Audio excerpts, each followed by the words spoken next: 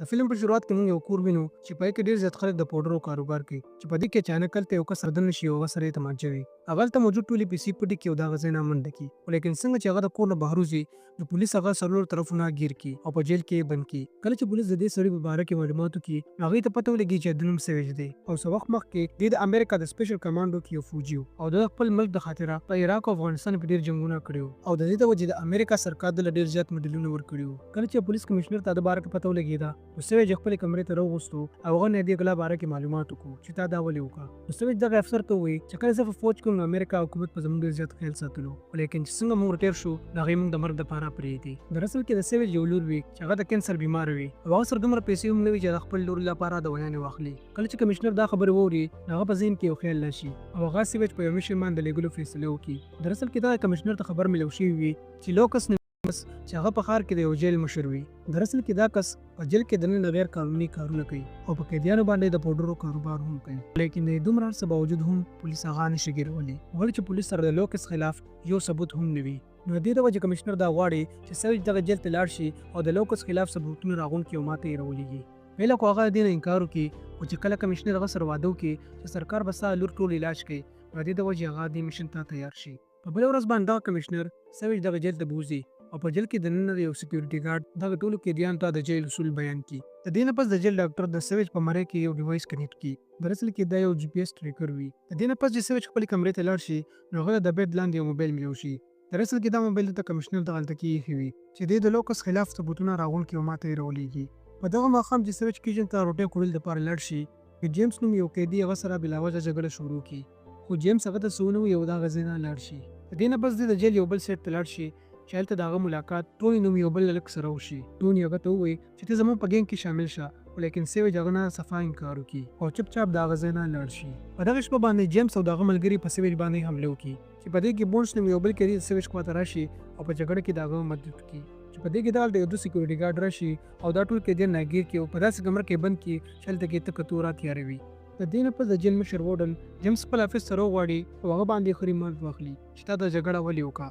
لږ ساعت پس یو سکیورټي ګارډ سویچ د وارډن دفتر ته راولي خو لیکن وارډن هغه ونه وخي او هغه ته په جیل کې دننه د مقابلو باره کې ووایي. دراصل وارډن ته دا مخکې نه پته وي چې سویچ د سپیشل فورس یو فوج دی او د هغه د فایټینګ تجربه ډېره زیاته ده. نو وارډن دا غواړي چې سویچ په دې مقابلو کې حصه واخلي. نو وارډن هغه ته یو آفر ورکړي که چېرته په دې فایټ کې حصه واخیسته او تا د جیل د ټول نه خطرناک فایټر نه مقابله وګټله نو د دې په بدله کې به زه تا د جیل نه رها کړم. نو سویچ دا آفر قبول کړي ور چې هغه د وارډن خلاف ثبوتونه راجمع کول غواړي او د دې نه هغه ته بله ښه موقع نه میلاویږي. د دې نه پس وارډن هغه ته یو فایټینګ سوټ ورکړي او یو ښځه هغه خپله یو نوې کمرې ته بوځي او په دې کمره کې مخکې نه قیدیان موجود وي. لږ ساعت پس سویچ باتروم ته لاړ شي او کمشنر ته میسج وکړي او هغه ته په جیل کې غیر قانوني فایټینګ باره کې اطلاع ورکړي. بل طرف ته بون سویچ ته ووایي چې ټوني د جیل د ټول نه خطرناک فایټ دی. په دغه ماښام باندې سویچ خپل فایټینګ سوټ واچوي او د خپل ملګري بون سره د فایټینګ ځای ته لاړ شي. وارډن به دا فایټ لایو چلولو او چې څوک به هم د دې کتلو دپاره راتلو هغوی نه به یې پیسې اخیستې. سویچ چې دا هر څه وویني هغه خپل موبایل پټ راوباسي او یو پټه ویډیو وکړي. د دې نه پس ټوني رینګ ته راشي چې هلته د هغه مقابله یو نه بلکې دوه قیدیانو سره وي خو لیکن ټوني د هغوی دواړو نه مقابله وګټي. د دې نه پس مقابله د سویچ او د یو بل قیدي وي لیکن سویچ د سپیشل فورس فوجي وي نو چې څنګه فایټ شروع شي نو هغه ته یو څوک ورکړي او په 10 سکند کې دننه لومبۍ مقابله وګټي.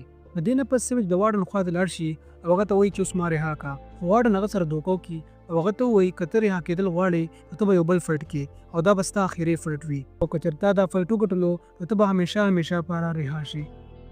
په دغه شپه باندې سویچ او بونس کور کې ناست دي نو سویچ بونس ته ووایي چې ته په دې جیل کې ولې بند دی. بونس هغه ته ووایي چې ما یو داسې کس مړ کړی دی چې هغه زما خور سره بدتمیزي کړې وه. سویچ هغه ته ووایي چې تا څه کړي دي نو ښه دې کړي دي او ما ته پته ده چې ته یو ښه انسان یې. د دې نه پس سویچ او بونس د قیدیانو روم ته راشي خو لیکن څنګه چې دې روم ته راشي نو ټول قیدیان یکدم چپ شي ولې چې د فایټ د وجې دا قیدیان د بونس نه ډېر زیات تېرېږي. په بله ورځ باندې سویچ خپلې کپړې وینځي چې په دې کې د ټوني کس په هغه باندې حمله وکړي. د دوی دواړو ترمنځ جګړه شروع شي چې په دې کې اچانک دغلته یو ګارډ زره شي.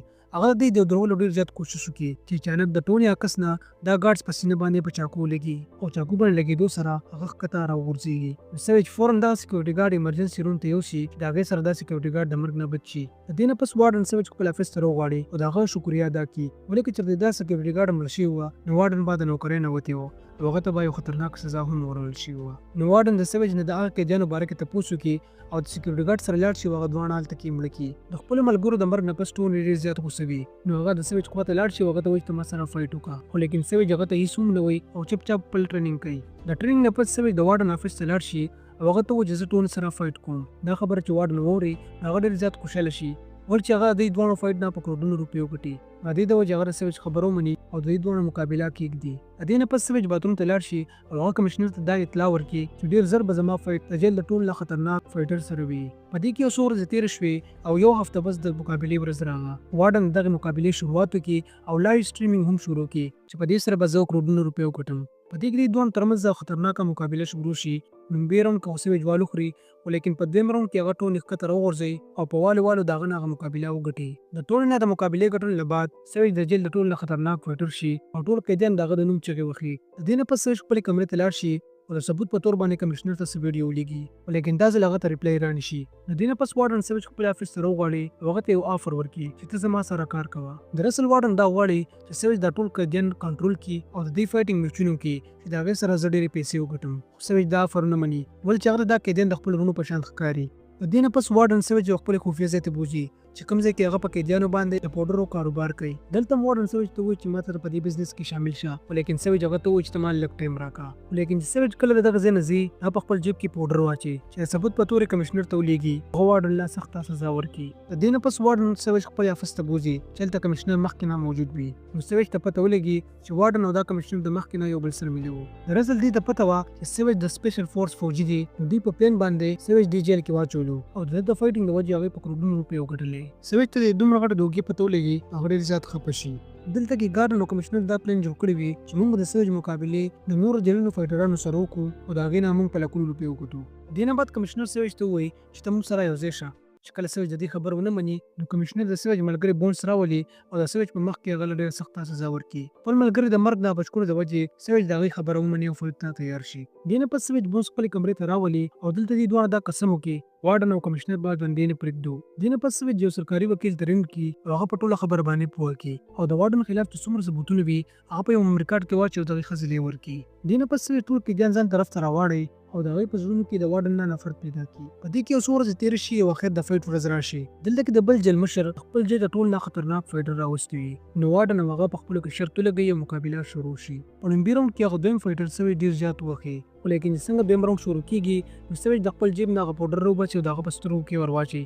په دې نه هغه فایده اوچته کړي او هغه فایټر نه مقابله وګټي. دلته سویچ قیدیان مخکې نه پوهه کړي وي نو هغه قیدیانو ته سګنل ورکړي چې څنګه هغې ته سګنل میلو شي نو هغې ټول سکیورټي ګارډ راونیسي او هغې وهل شروع کړي چې په دې کې اچانک د ارمي یو ګروپ دغه ځای ته رادننه شي. دراصل دغه وکیل د وارډن خلاف هغه ټول ثبوتونه سرکار ته حواله کړي وي. وارډن چې دا هر څه وویني نو د هغه ځای نه تښتي خو لیکن اچانک د هغه مخې ته سویچ راشي. وارډن خپله تومانچه راوباسي او په سویچ باندې ښه ډېرې ډزې وکړي خو لیکن سویچ بلډ پروف یا کټه چولې وي نو د هغې سره هغه د مرګ نه بچ شي. په دې کې د شاته نه بونس راشي او وارډن راګیر کړي او سم ډېر یې ووهي. د دې نه پس آرمي وارډن ګیر کړي او هغه ته او کمشنر ته 10 کاله سزا ورول شي. سرکار چې کله د سویچ دا بهادري وګوري نو په هغې باندې ټول الزامونه ختم کړي او د هغه د لور د علاج خرچي ذمهداري هم واخلي او دې سره دا شاندار فلم په دې ځای باندې ختم شي. امید لرم چې دا ویډیو به ستاسو ډېره زیاته خوښ شوې وي. که ویډیو مو خوښ شوی وي نو زموږ ویډیو لایک کړئ او زموږ چینل سره سبسکرایب کړئ. ملاویږو به یو بله ښه ویډیو کې. د الله په امان.